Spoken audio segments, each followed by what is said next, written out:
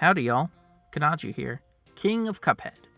Well, actually, has that title been claimed already? How about 2014 official Cuphead fan art competition runner-up?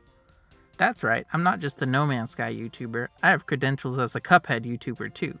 And today I'd like to share my thoughts on the Cuphead DLC, The Delicious Last Course, in this short review.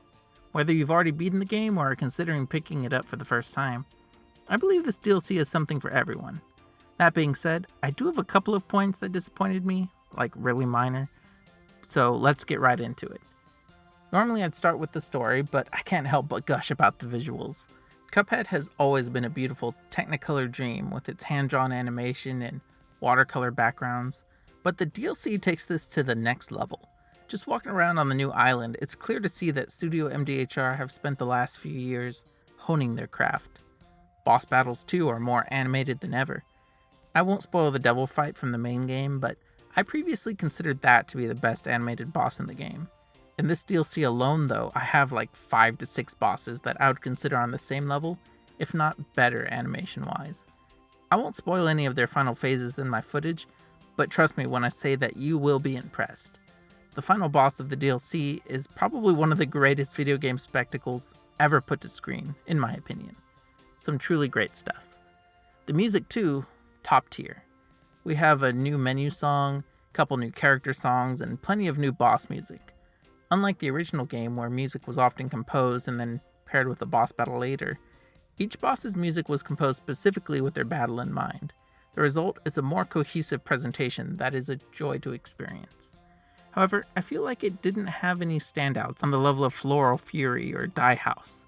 That could just be me though. The soundtrack is definitely solid through and through, with Inkwell Isle 4 and King of Games Castle themes being a couple of my personal favorites. While we're on the topic of presentation though, I'll briefly cover story. Much like the main game, it's a pretty straightforward setup that mainly serves as an excuse to battle bosses across the island. Is it so predictable that you probably already knew where it was going from the time you watched the first trailer? Yeah. Is that a bad thing though? Not at all.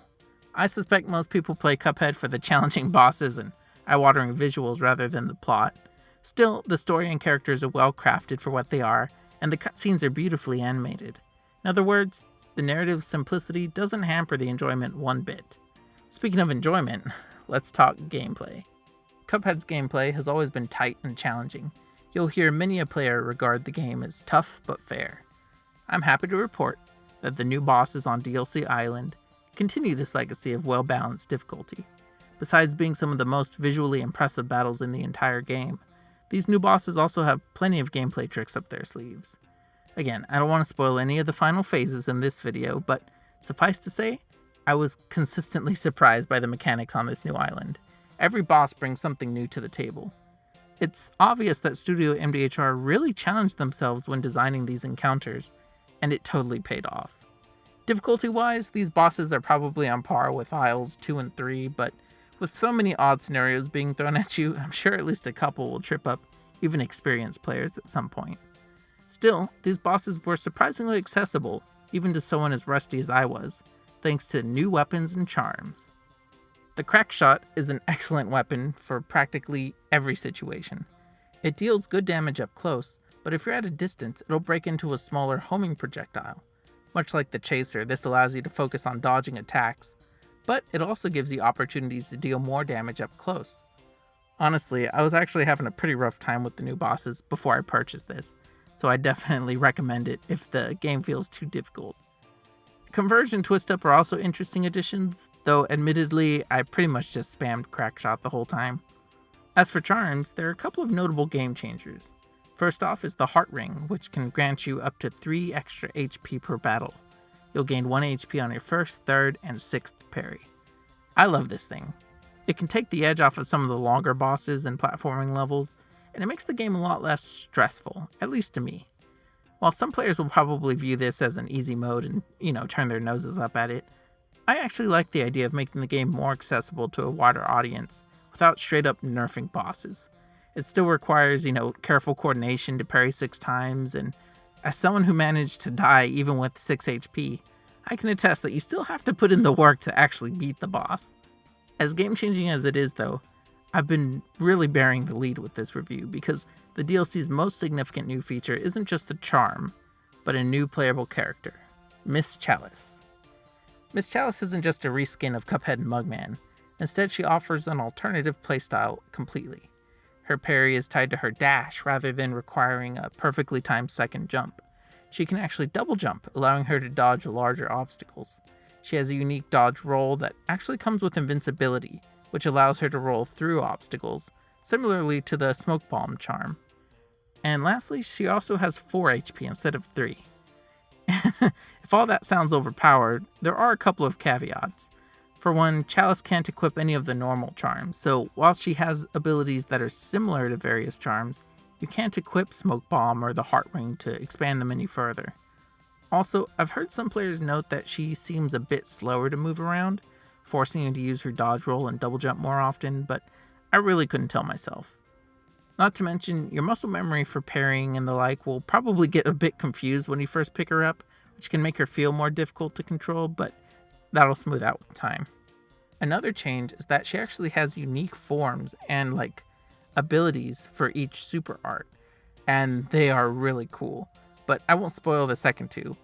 The first super art shoots vertically though instead of horizontally, so while this is great for many of the DLC's bosses, there are plenty of instances where Cuphead's horizontal attack would actually be more useful.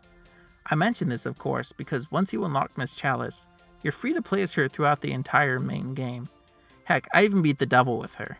I found myself switching between her and Cuphead pretty regularly depending on the situation. I could go on, but suffice to say that Miss Chalice is an excellent addition to the game. Alright, so the DLC looks great, sounds great, plays well, and expands on existing mechanics.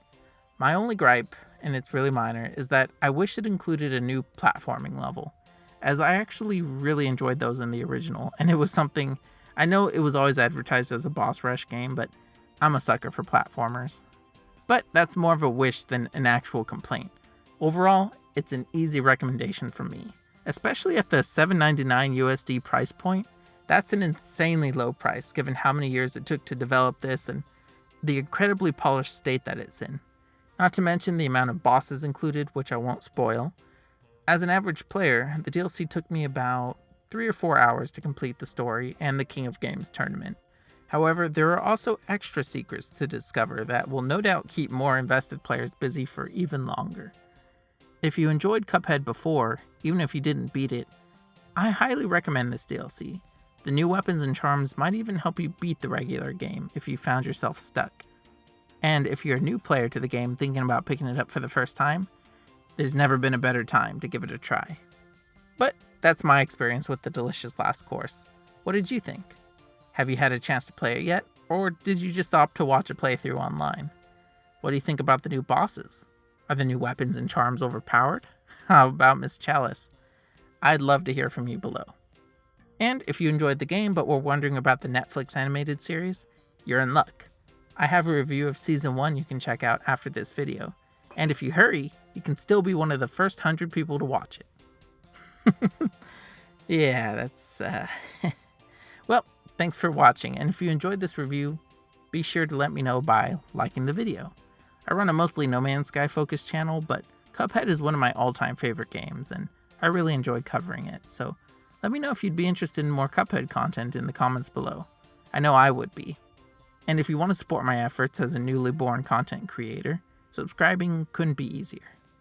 Thanks again for your support, and I'll see you in the next video. Bye!